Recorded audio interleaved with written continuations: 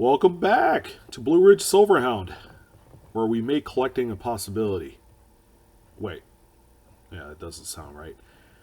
But you know what? I was working on the huge list of coins that sold through Heritage Auctions fund sale, and we're talking like premier coins, coins that sell for more money than our mortgages. But I forgot to touch on error coins. Now, there was only 9 pieces that sold on this sale. Not a substantial amount by any means, but there's a few noteworthy pieces that I wanted to talk about. The first one you see on your screen. It's, I guess the big question is, what are your first impressions on this coin? All right. You see Abraham Lincoln, obviously. You see what looks to be a double struck with perhaps a certain Roosevelt dime. Then yes, yeah, you are not seeing things. This is exactly what it is. And the terminology for such an error coin is called a double denomination.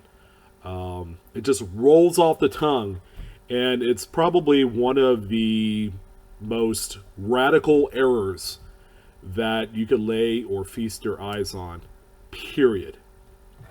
Now, this was not the most expensive coin that sold on the sale, but in terms of, the wild nature of what you're seeing here, that this is a coin that I would venture to guess would be on everybody's wish list as far as an error.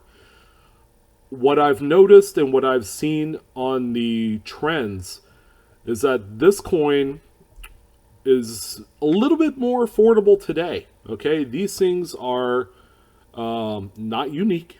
There's a number of pieces out there to fulfill the error collecting community, but nonetheless, these coins are scooped up and sought out whenever they come on the auction block. So this is a 2000p. It's a Philadelphia. It's a Lincoln cent struck on a Roosevelt dime. Keep in mind the dime has already been struck, with its design and devices, and then the cent was struck on that. How a already struck Roosevelt dime ended up in a hopper full of blank Lincoln cent planchets, is beyond me. But please do more of those, right? This one, the grading on all 3 of these coins I'm going to touch on is immaterial, okay? The reason why that we would ever slab these is to, I guess, placate a little bit of authenticity on them, so that way the buyer knows that it's the real deal and it's not some fabricated, garage horror story that you hear so much about. But on the reverse of the coin, you can tell even more detail. These things are so cool. I've never personally owned one, but somehow, some way, later on down the road, I will. All right. So what did this coin hammer at through it all? Well, how about $900? Yeah, that's with the juice, the whole 9 yards. Probably it's going to end up being, probably $930 shipped by the time it's all said and done. But, this coin, as recently as about 2014, 2015, has always sold in that $1,500 to $2,500 range.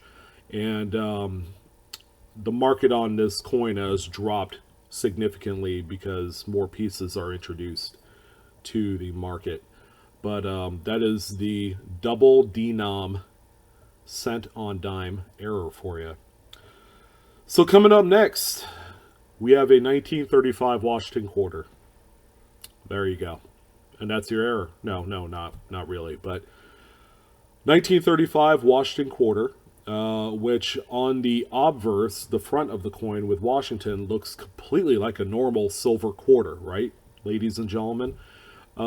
It's only when you flip this thing over that it reveals a deep, dark secret. In fact, it's a dime planchet deep secret. And that is exactly what this is. When this coin was struck initially, somehow you had a quarter and a dime planchet in the striking chamber, and the coin was minted. And then you have this at this point, the dime planchet is just a foreign object that was in there, and the dime was pushed into the quarter planchet as it was being struck. Now, subsequently, the dime will have fallen out as the coin is being ejected, and that's where you get this reverse indentation of a dime. Now, how cool is this? You don't see this that often. These things come around once in a blue moon. I would say probably once a year you'll find one on some prominent auction. Just so happens that the Heritage Auctions fund sale happened to have one of these in there. And now here's one instance where the actual grade might tell a completely different story. So what if I told you that this thing graded Pcgs Au 58? Now, does this sound like a coin that came out of a BU bag or was BU when it was discovered? No. So that would only indicate that probably this coin circulated a little bit, changed hands, between a couple merchants and, the guy at the tire shop and the guy at the pharmacy, probably held this thing and had it in his pocket and you name it. So this coin has seen some sort of light of day, okay, which is pretty amazing for the type of era it is, okay. And even more impressive is how much it sold for. This thing brought in $2,640, and I believe it's worth every penny, or in this case, every quarter and dime. No pun intended. Just the way it came out, I guess.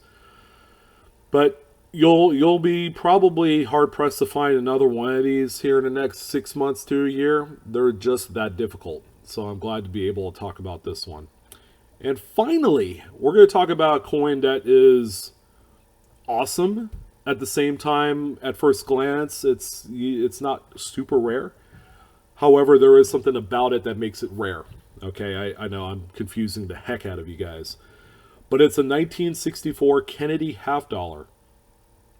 Now, as you can see, it looks small because it's missing some of its design devices, especially on the outward rim area, where you have some of the letters cut off.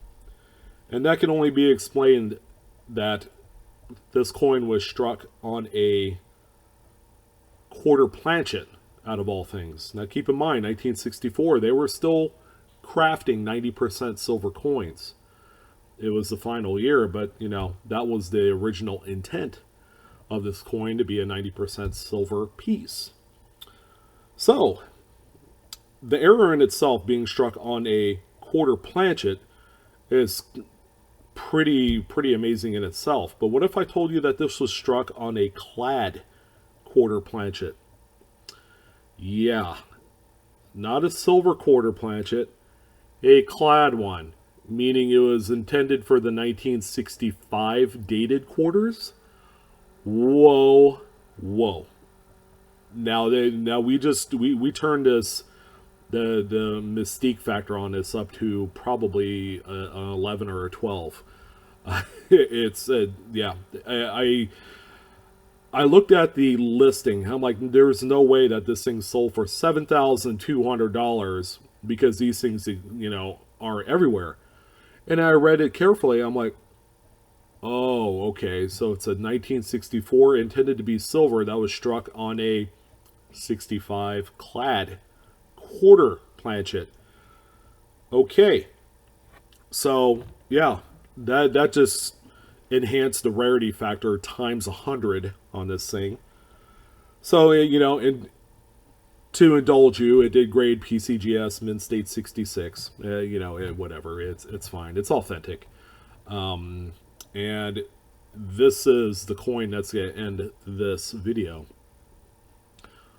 Amazing. Can you find something like this? No, you can't. Something like this, it's either, a backdoor mint escape thing, or It was discovered in a mint bag at one point. I don't know. But 3 absolutely noteworthy error coins I was happy to talk about this evening. As always, you can follow me on Facebook and Instagram. Please, the best way that you could support my channel is just hit the like and subscribe button, of course. Appreciate your guys' time. Tomorrow, I will do my top, and I had it settled, I'm going to do a top 20 video on some of the most expensive stuff that came out of this auction. Nice little selection of coins. And we're going to go on down the line. We're going to examine, the coins. And it might be a long video. I'll just warn you. So, feel free to grab your lunch and sit down. And, if you got some time, yeah, come check it out. Appreciate it. As always, you guys have a wonderful evening. Thank you. Love you guys. Keep hunting. Look out for these treasures that we've talked about here the last few days. And as always, I'll see you on the next one. Take care.